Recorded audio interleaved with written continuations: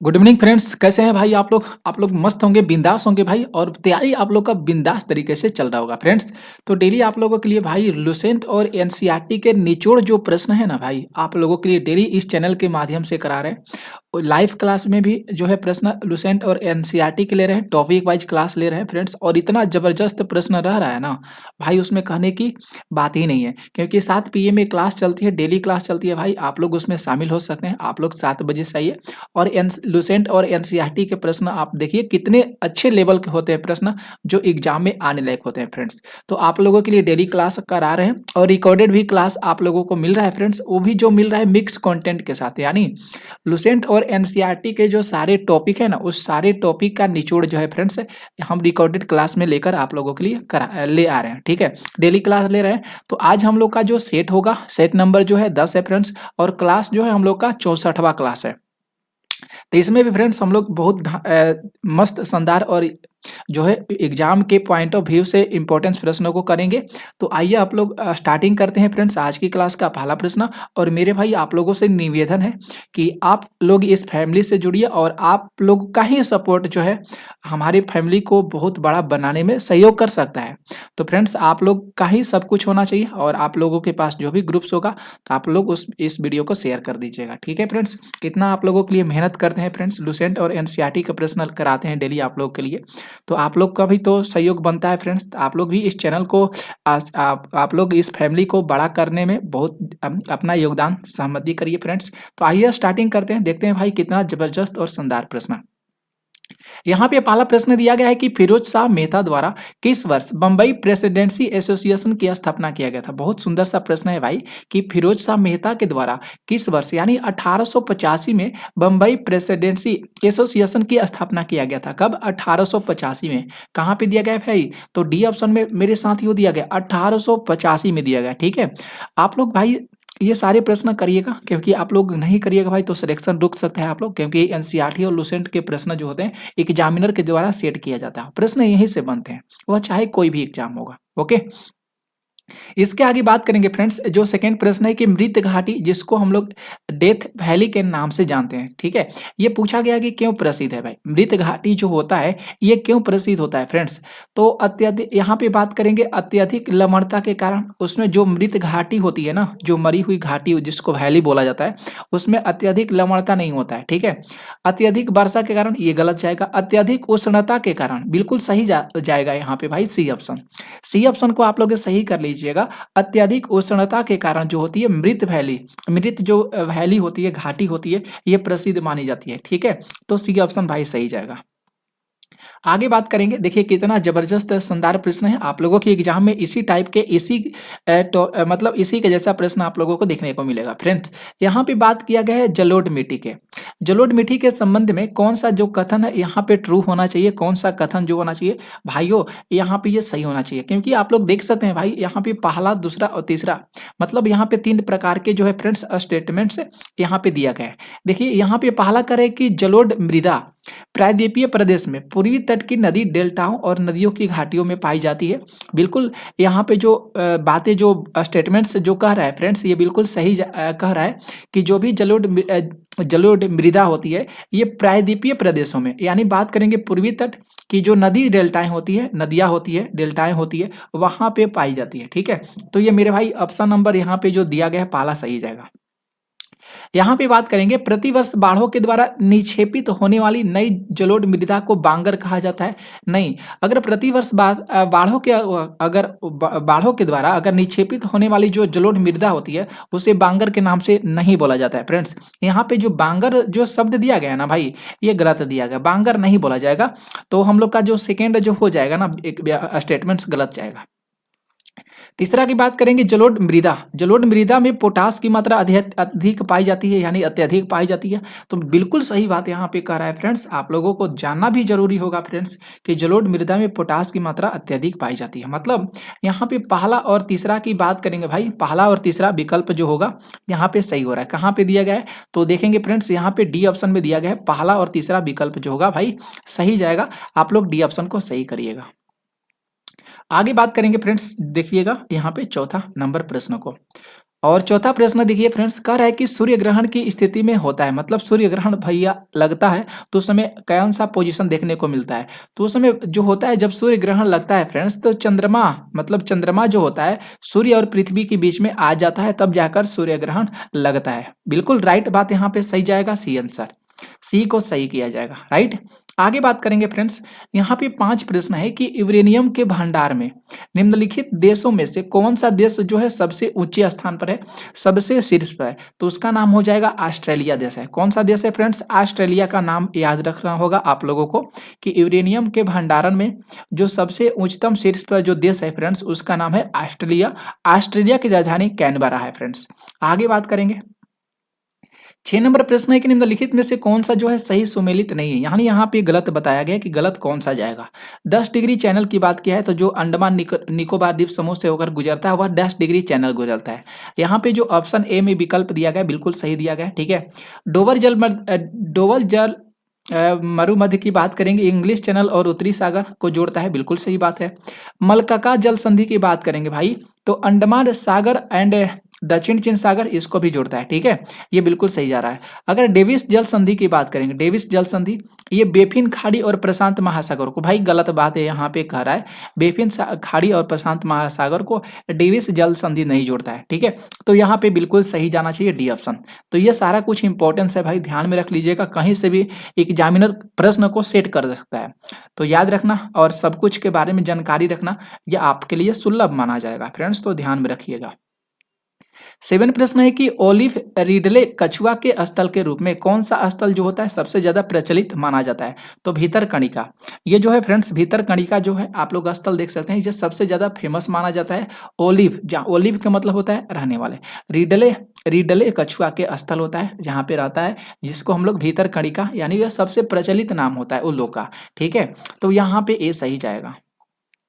8 बात करेंगे friends, 8 number प्रश्न है कि किस वन क्षेत्र को पृथ्वी का फेफड़ा के नाम से जाना जाता है। उस वन का नाम हो जाएगा अमेजन वारसा वन। अमेजन वारसा वन को फ्रेंड्स पृथ्वी का फेफड़ा बोला जाता है, ऑप्शन ए सही जाएगा। आगे बात करेंगे फ्रेंड्स, 9 प्रश्न है कि निम्नलिखित में से कौन ओजोन परत को सर्वाधिक नुकसान से बचाता है, सर्वाधिक नुकसान से बचाता है भाई। तो देखेंगे यहाँ पे बचाने के लिए बात बोला है, तो फ्रेंड्स क्लोरोफ्लोरोकार्बन जो होता है ये सर्वाधिक नुकसान होने से, ओजोन परत को मतलब क्षति होने से क्या करता है भाई, क्लोरोफ्लोरोकार्बन मतलब बचाता है, अधिक नुकसान पहुंचाता है भाई, माफ कीजिएगा, दिमाग थोड़ा कहीं चला जाता है ना फ्रेंड्स, तो जो भी सवाल जो भी प्रश्न दिया था वो गलत हो जाता है। तो ओजोन परत को सर्वाधिक नुकसान कौन पहुंचाता है, तो क्लोरोफ्लोरोकार्बन। हमको भी कंफ्यूजन कर दिया कि अरे भैया क्लोरोफ्लोरोकार्बन कैसे नहीं नुकसान पहुंचाता है, जिसको हम लोग CFC के नाम से जानते हैं, क्लोरोफ्लोरोकार्बन, ये बहुत ज्यादा नुकसान पहुंचाता है ओजोन परत को, राइट है। आगे बात करेंगे फ्रेंड्स, 10 प्रश्न है। 10 नंबर प्रश्न है कि पारिस्थितिकी तंत्र की संकल्पना को किसने प्रस्तावित किया था। तो उसका नाम हो जाएगा HG टासले को सही करिएगा, ऑप्शन ए सही जाएगा। आगे बात करेंगे भाई, देखिएगा यहाँ पे 11 प्रश्न है कि पश्चिम की ओर प्रवाहित होने वाली नदी या नदियां कौन सी है। पश्चिम की ओर प्रवाहित होने वाली नदी कौन सी है फ्रेंड्स, बहुत बढ़िया प्रश्न है भाई, ठीक है। यहाँ पे नर्मदा नदी, माही नदी और ताप्ती नदी, अगर तीनों यह नदी की बात करेंगे भाई तो ये बिल्कुल सही जाएगा, क्योंकि ये तीनों जो नदी है फ्रेंड्स ये पश्चिम की ओर बहती है भाई, ठीक है। अगर महानदी की बात करेंगे भाई तो ये पश्चिम की ओर बहने वाली नदी नहीं मानी जाती है, ओके। तो यहाँ पे जो होगा बी ऑप्शन यहाँ पे सही जाएगा, पहला, दूसरा और तीसरा फ्रेंड्स सही जाएगा। आगे बात करेंगे, 12 जो प्रश्न है कि सोडियम हाइड्रोक्साइड और हाइड्रोक्लोरिक अम्ल की अभिक्रिया से सोडियम क्लोराइड और जल बनते हैं, बिल्कुल सही बात बोल रहा है, ठीक ना। सोडियम हाइड्रोक्साइड की बात किया और जो HCl होता है उसकी बात किया है, जब दोनों का अभिक्रिया बनता है फ्रेंड्स तो वहां पे NaCl प्लस में मेरे भाई H2O बनता है। ये कौन सी अभिक्रिया कहलाती है, तो ये एक प्रकार की उदासीनीकरण अभिक्रिया कहलाती है, ठीक है। क्या कहलाती है, उदासीनीकरण अभिक्रिया कहलाती है। तो भाई यहाँ पे ए ऑप्शन सही जाएगा। देखिए भाई यहाँ पे 13 नंबर प्रश्न की बात करेंगे, निम्न में से कौन जो है ऑक्सीकरण नहीं है, ऑक्सीकरण नहीं है। तो देखेंगे फ्रेंड्स यहाँ पे जो बी ऑप्शन में दिया गया है ना, बी से बैटिंग, यानी अवक्षेपण अभिक्रिया जो है ये ऑक्सीकरण नहीं हो जाएगा, ठीक है। तो बी को याद रखिएगा, बी से सही हो जाएगा। आगे बात करेंगे फ्रेंड्स, 14 प्रश्न है कि निम्नलिखित में से कौन सा अधातु विद्युत का सुचालक होता है। विद्युत का सुचालक कौन सा होता है? ग्रेफाइट होता है। ठीक है, ग्रेफाइट जो होता है विद्युत का सुचालक माना जाता है, यानी ए भाई यहाँ पे सही जाएगा। ए से एम्पलीफायर कह सकते हैं, ए से एप्पल भी बोला जा सकता है। बहुत कुछ हो सकता है, अपना याद करने का तजुर्बा जैसा होगा आप लोग सावधान मतलब आसान पड़ेगा उस तरह से याद कर सकते हैं। 15 प्रश्न है कि रबड़ निम्न में से किसका बहुलक माना जाता है। तो रबड़ जो होता है आइसोप्रीन का बहुलक होता है। किसका होता है भाई? आइसोप्रीन का बहुलक होता है, तो डी ऑप्शन सही जाएगा। 16 प्रश्न है कि वास्तविक वस्तु का हमेशा सीधा प्रतिबिंब बनाने वाला दर्पण का क्या नाम है। तो यहाँ पे बात करेंगे समतल दर्पण और उत्तल दर्पण। देखिएगा फ्रेंड्स, यहाँ पे डी ऑप्शन में दिया गया है समतल और उत्तल, ये दोनों जो दर्पण हो जाएंगे जिसके वजह से फ्रेंड्स वास्तविक मतलब वस्तु जो हमेशा बनाता है प्रतिबिंब सीधा बनाता है। ठीक है, तो समतल दर्पण और उत्तल दर्पण सही जाएगा।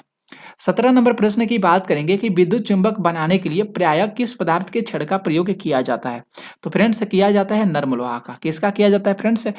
तो विद्युत चुंबक बनाने के लिए नर्म लोहे का प्रयोग किया जाता है। ठीक है, तो यहाँ पे फ्रेंड्स जाएगा बी ऑप्शन सही।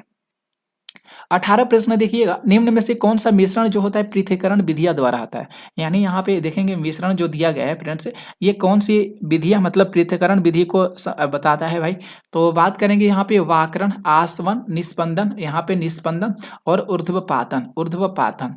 तो फ्रेंड्स यहाँ पे बात करेंगे ना, ये बिल्कुल यहाँ पे भाई सही दे रहा है, यानी पहला दूसरा तीसरा सही आंसर जो होगा ये जो होता है पृथक्करण विधि को दर्शाता है। ठीक है, तो यहाँ पे डी ऑप्शन सही जाएगा।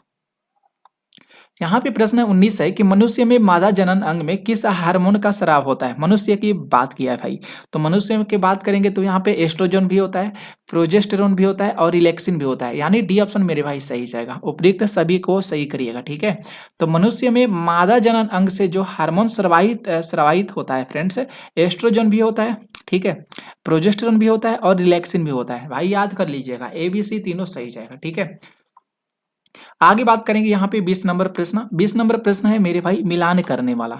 क्या है मिलान करने वाला? टोकोफेरॉल की बात किया है। टोकोफेरॉल जो होता है ये जनन क्षमता की कमी करता है। क्या करता है फ्रेंड्स? टोकोफेरॉल जो होता है ये जनन क्षमता की क्या करता है भाई? कमी करता है। नेफ्थोक्विन की बात करेंगे, चोट लगने पर रक्त का थाका न जमने से अधिक रक्तस्राव को देखता है। थायमिन क्या करता है फ्रेंड्स? थायमिन क्या करता है? ये थायमिन से बेरी रोग होता है। साइनोकोबालिन ये तंत्रिका तंत्र की गड़बड़ियों को देखता है। यानी ए का यहाँ पे फ्रेंड्स तीसरा जा रहा है सही, बी की बात करेंगे फ्रेंड्स पहला जा रहा है सही, सी की बात करेंगे दूसरा जा रहा है और डी का चौथा जा रहा है। तो भाई यहाँ पे देखेंगे 3 1 2 4 किस ऑप्शन में दिया गया है? तो फ्रेंड्स दिया गया है बी ऑप्शन में। तो बी ऑप्शन भाई आप लोग सही कर लीजिएगा।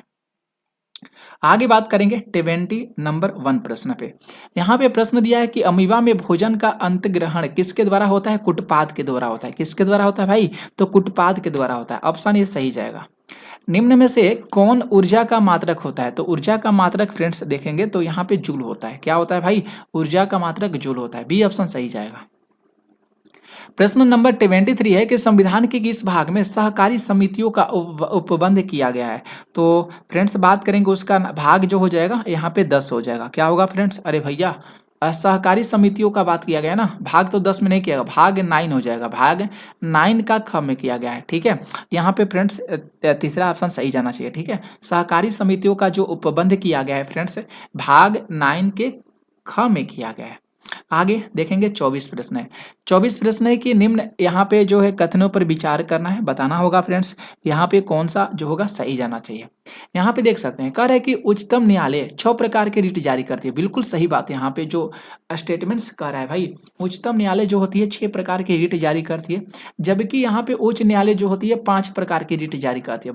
ये बहुत बढ़िया यहाँ पे जो सेंटेंस दिया गया है भाई, बहुत बढ़िया वाक्य दिया गया है। ठीक है, तो याद रखना होगा फ्रेंड्स, उच्चतम न्यायालय जो होता है, जो उच्चतम न्यायालय होता है 6 प्रकार का रिट जारी करता है, और जो उच्च न्यायालय होता है ये 5 प्रकार का रिट जारी करता है। बिल्कुल सही बात कर रहा है। यहाँ पे बात करेंगे आर्टिकल 32 के तहत सर्वोच्च न्यायालय रिट जारी करता, जबकि आर्टिकल 226 के तहत उच्च न्यायालय रिट जारी करता। बहुत बढ़िया बात यहाँ पे कह रहा है भाई।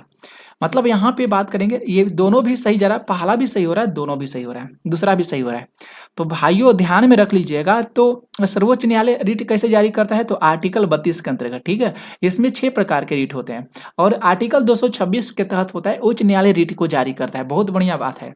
तो यहाँ पे सी ऑप्शन, अरे भैया यहाँ पे कौन सा सही जाना चाहिए यहाँ पे? ओहो फ्रेंड्स है, यहाँ पे गलत हो रहा है।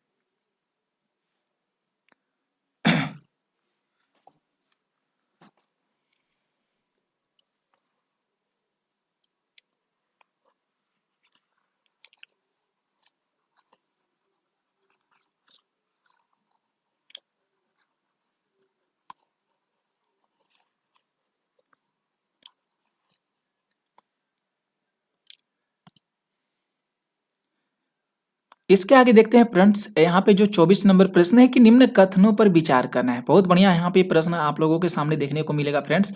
पहला प्रश्न है कि उच्चतम न्यायालय जो होते हैं 6 प्रकार के रिट जारी करता है, जबकि उच्च न्यायालय होते हैं 5 प्रकार के रिट जारी करते हैं। ये बातें गलत कर रहा है, ठीक है, ये बातें यहाँ पे फ्रेंड्स गलत कर रहा है।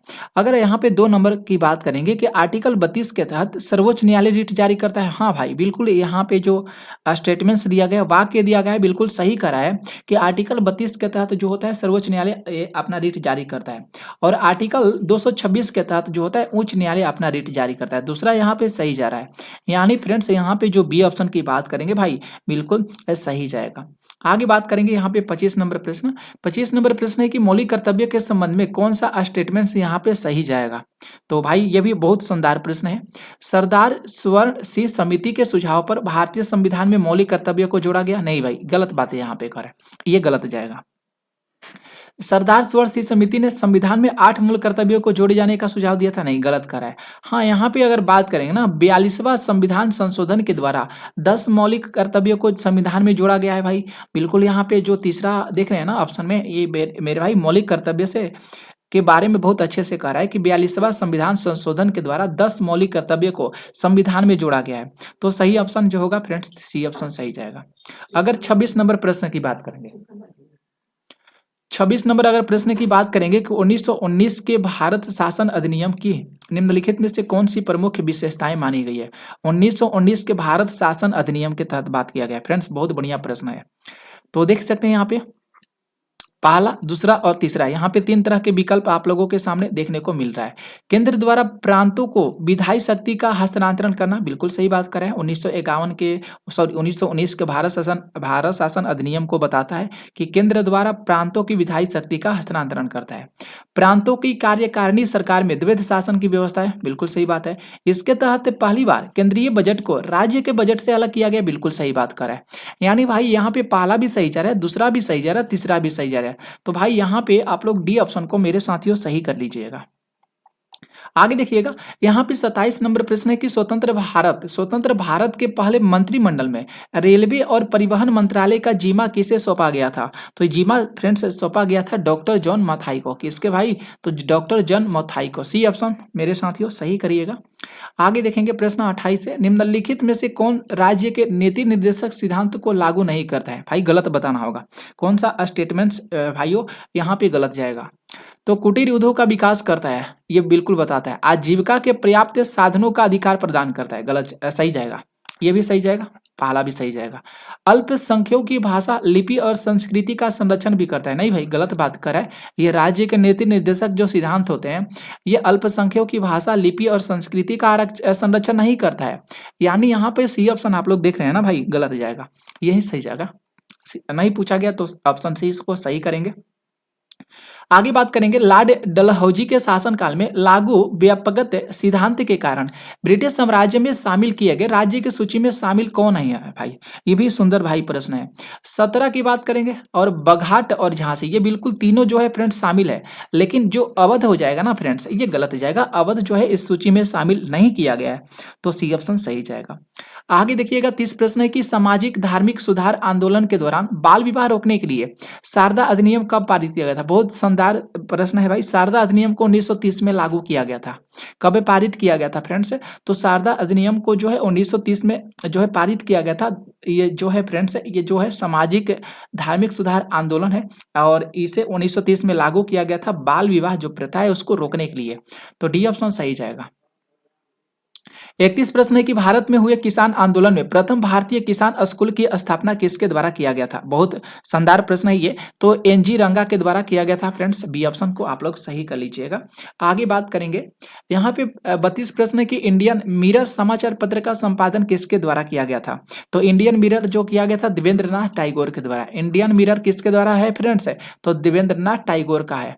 आगे 33 नंबर प्रश्न है कि कांग्रेस के किस अधिवेशन के दौरान पृथक निर्वाचन पद्धति को अस्वीकार किया गया है? कब भाई पृथक निर्वाचन पद्धति को कब अस्वीकार किया गया है? तो 1909 के लाहौर अधिवेशन में। ठीक है, तो भाई यहाँ पे सी ऑप्शन को आप लोग सही कर लीजिएगा। 34 प्रश्न है कि मुस्लिम लीग के द्वारा प्रत्यक्ष कार्रवाई दिवस से कब मनाया गया है? बहुत बढ़िया प्रश्न है। तो प्रत्यक्ष जो कार्रवाई दिवस है भाई, ये मनाया गया 16 अगस्त 1946 को मनाया गया। कब मनाया गया? 16 अगस्त 1946 को मनाया गया। आगे देखेंगे, नेक्स्ट प्रश्न है 35 प्रश्न के निम्नलिखित में से कौन सा कथन जालियांवाला बाग कांड के संबंध में सही नहीं है? सही नहीं है पूछा गया है भाई, गलत पूछा गया है। तो जालियांवाला बाग कांड की जांच के लिए हंटर समिति की गठित किया गया था। बहुत बढ़िया बात है भाई, हंटर समिति का गठन किया गया था जालियांवाला बाग जब हत्याकांड हुआ था। इसके बाद बात करेंगे सैफुद्दीन किचलू और डॉक्टर सत्यपाल की गिरफ्तारी के विरोध में सभा का आयोजन भी किया गया था। बिल्कुल सही बात है। इसके उपरांत गांधी जी ने केसर ए हिंद की उपाधि लौटा दी थी। यह भी बात जो है यहाँ पे फ्रेंड्स सही कह रहा है। इसके उपरांत गांधी जी ने सत्याग्रह का प्रथम सफल प्रयोग किया था। गलत बात है यहाँ पे कह रहे, तो डी ऑप्शन मेरे भाई यहाँ पे गलत चला जाएगा। आगे देखिएगा 36 प्रश्न है कि भारत में चांदी सर्वप्रथम किस काल में पाई गई थी? तो चांदी फ्रेंड्स पाया गया था हड़प्पा सभ्यता काल में। ठीक है, तो ऑप्शन ए सही जाएगा। आगे बात करेंगे फ्रेंड्स, देखिएगा 37 प्रश्न है कि किस शासक ने शिलादित्य की उपाधि धारण की थी? तो फ्रेंड्स बात करेंगे हर्षवर्धन का, यानी सी ऑप्शन सही जाएगा। 38 नंबर देखिए प्रश्न है कि निम्नलिखित में से किस संत को कृष्णा और विष्णु का अवतार माना जाता है? तो माना जाता है फ्रेंड्स चैतन्य महाप्रभु को। ठीक है भाई, याद रखना होगा चैतन्य महाप्रभु को कृष्ण और विष्णु का अवतार माना जाता है। Okay friends. और 39 प्रश्न की प्रसिद्ध विक्रमशिला विश्वविद्यालय की स्थापना भागलपुर यानी बिहार में किस शासक के द्वारा किया गया था? तो धर्मपाल के द्वारा किया गया था भाई। किसके द्वारा? तो धर्मपाल के द्वारा किया गया था। याद रखिएगा, सारे इंपॉर्टेंट है भाई। निम्न में से किस शासक ने महात्मा बुद्ध की सेवा में अपने राजवैद्य जीवक को भेजा था? तो अपने राजवैद्य जीवक को भेजा था, उसका नाम हो जाएगा फ्रेंड्स बिंबिसार हो जाएगा। क्या हो जाएगा भाई? तो बिंबिसार होगा। 41 प्रश्न है कि किसके शासनकाल में इब्न बतूता जो आया था, भारत आया था? तो मोहम्मद बिन तुगलक के शासनकाल में। किसके शासनकाल में भाई? तो मोहम्मद बिन तुगलक के शासनकाल में इब्न बतूता भारत आया था। हड़प्पा सभ्यता किस प्रकार की सभ्यता है? तो कांस्य युगीन सभ्यता है भाई, तो बी ऑप्शन सही जाएगा। 43 प्रश्न है कि तारिक ए मुबारक है शाही नामक पुस्तक के रचयिता का नाम क्या है फ्रेंड्स? तो यहाँ पे देख सकते हैं यहाँ बिन अहमद सरहिंदी के आप लोग सही करिएगा। सरहिंदी याद रख लीजिएगा, अहमद सरहिंदी बिल्कुल सही जाएगा। 44 है कि निम्नलिखित में से किस वायसराय का कार्यकाल सबसे लंबा रहा है? तो लॉर्ड लिनथिंगो का कार्यकाल जो है सबसे लंबा रहा है, तो फ्रेंड्स सी ऑप्शन सही जाएगा। आगे देखिएगा एंटोनॉमी विज्ञान की वह शाखा है जिसके में अध्ययन किया जाता है। एंटोनॉमी की बात किया तो एंटोनॉमी में फ्रेंड्स जानवर और पौधे की संरचना यानी उसकी बनावट का अध्ययन किया जाता है। और एक लास्ट प्रश्न है, ज्यादा प्रश्न नहीं लिए हैं फ्रेंड्स, 46 तक ही प्रश्न लिए हैं। सकल राष्ट्रीय उत्पाद जिसको हम लोग जीएनपी में बोला जाता है, ठीक है, ग्रॉस नेशनल प्रोडक्ट बोला जाता है, इसमें के अंतर्गत जो है कौन शामिल नहीं किया गया? ये कौन सा शामिल इसमें नहीं हो सकता है? निजी प्रश्न है, बाहरी जो ऋणों पर ब्याज की प्राप्ति है ये भी है, बाहरी अनुदान भी है, विदेशी निवेशियों क्या है ये जो हो जाएगा ये सकल घरेलू उत्पाद से रिलेटेड नहीं हो जाएगा, यानी डी ऑप्शन मेरे साथ जो सही चला जाएगा। तो भाई ये आज की क्लास के प्रश्न आप लोगों को कैसा लगा जरूर बताइएगा, कमेंट करिएगा। मिलेंगे अगली क्लास में। आज के लिए थैंक यू आप सभी मित्र साथियों को।